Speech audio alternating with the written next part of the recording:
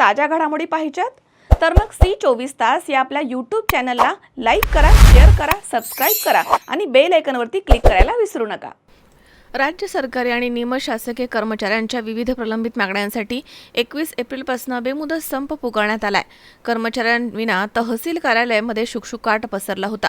महसूल, शिक्षण, आरोग्य, पंचायत राज तसेच इतर सर्व विभागांमधील अधिकारी, शिक्षक, शिक्षकेतर कर्मचारी या संपात सहभागी झाले आहेत.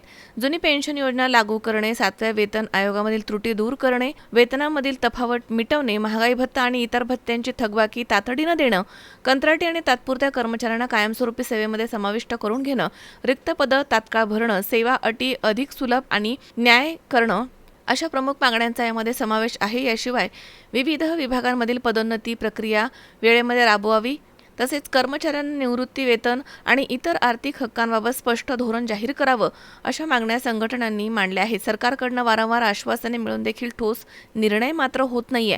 त्यामुळे कर्मचाऱ्यांमध्ये नाराजी दिसते. त्यामधनंच संपाचा निर्णय घेण्यात आला असं संघटनांनी स्पष्ट केलं. त्यामुळे या संपामुळे शासकीय कामकाज ठप्प झालंय.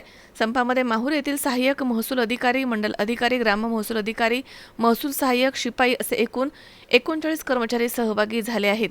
हे निवेदन तहसीलदार अभिजित जगताप यांना देण्यात आलंय. मझहर शेख, C24 नांदेड.